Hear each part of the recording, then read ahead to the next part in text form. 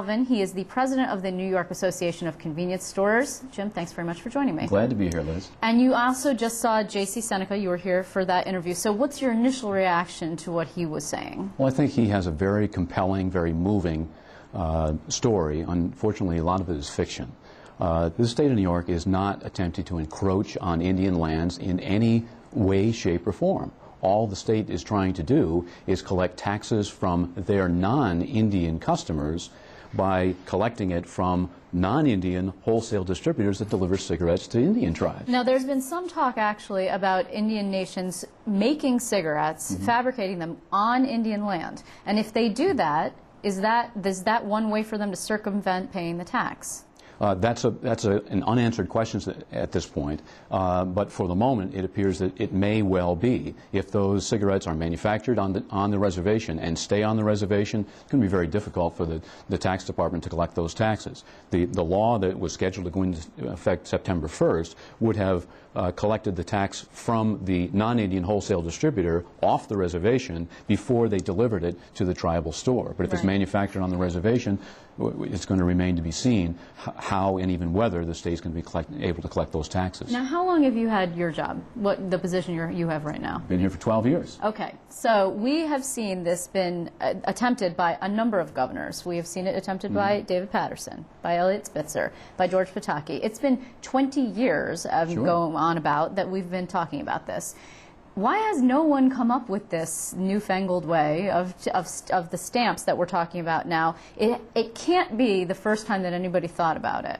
No, I mean, this is just another incarnation of the same basic plan. And the basic plan was to collect the taxes from the wholesale distributor before they delivered to the tribal store, with a provision for honoring the exemption on Indian purchases from the Indian reservation.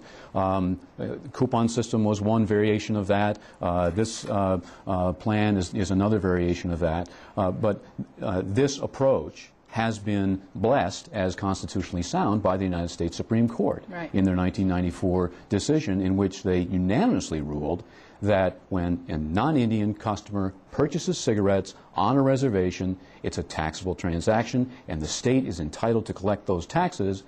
And not only that, but it does not unreasonably infringe on Indian sovereignty. So what you're saying now, actually, this is a statement that you put out yesterday. What you guys are saying now is, okay, so they're in court, and this is tied up, and due back in court on September 9th. In the meantime, this massive tax hike went in. It's a 58% hike on the taxes that were already fairly high per pack on cigarettes.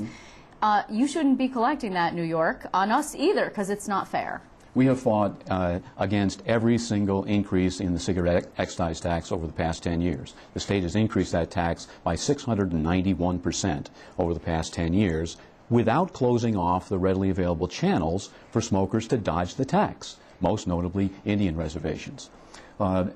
We vigorously opposed this increase, which was the biggest increase of all, because we knew that it would only unleash a new wave of cigarette tax evasion that would chase customers away from our stores, costing us business, not only the sales of the cigarettes themselves, but other products that those cigarette customers purchase when they're in the store.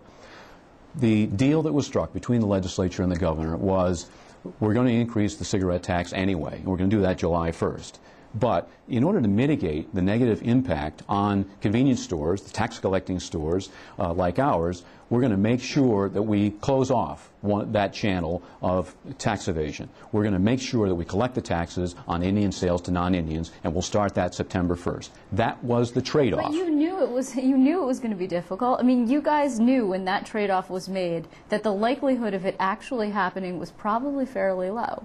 We didn't make the trade because it wasn't our doing. We didn't have a tremendous amount of faith that they were going to follow through. But that was the deal that was struck between the legislature and the governor. And what we're saying is, if that was the bargain, and now one side of the bargain is on hold, the other side of the bargain should be put on hold as well, because our stores have lost 25%, 35%, 45% of their cigarette unit sales just since July 1st because of this new wave of cigarette tax avoidance. What has the sales been, besides, before we get into the sales tax issue, I mean, you know, there has been for years an effort to stop people from smoking. You know, obviously everybody agrees it's a health hazard, it's not good for you, there are these huge warnings all over the packages and et cetera. So what was the sale that was down, the dropping sales based on the fact that fewer people are actually smoking, before you even get into the point that the sales tax is a problem that just keeps going up and up on what we call a sin tax, right? That's what we call it. Sure. There isn't any question that there are serious health consequences from smoking. Don't start smoking. If you're smoking, please quit smoking.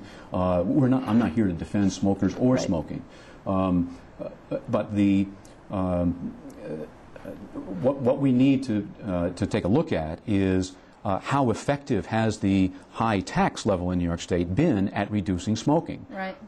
There are states, our tax now is $4.35 a pack. There are states with cigarette taxes as low as 30 cents a pack that have smoking rates lower than New York.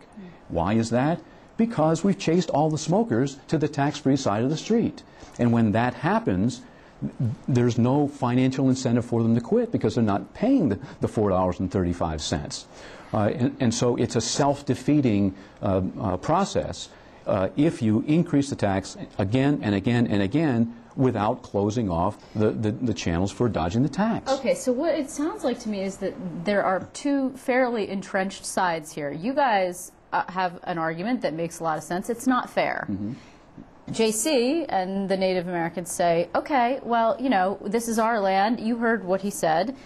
That's not fair. We don't want you to come and collect taxes. So where's the happy medium here? Is there a medium somewhere that somebody is going to give here? Well, first of all, it is their land. And everyone, including me, respects the Seneca Indian Nation people and their right to self-govern, their right to operate commercial enterprises, and their right to express an opinion. But the facts are that the Supreme Court has ruled unequivocally 9-0 that when non-Indians purchase cigarettes from Indians, states are entitled to collect those taxes. And the collection scheme that New York State came up with is constitutionally sound. New York State passed a law to exercise that power.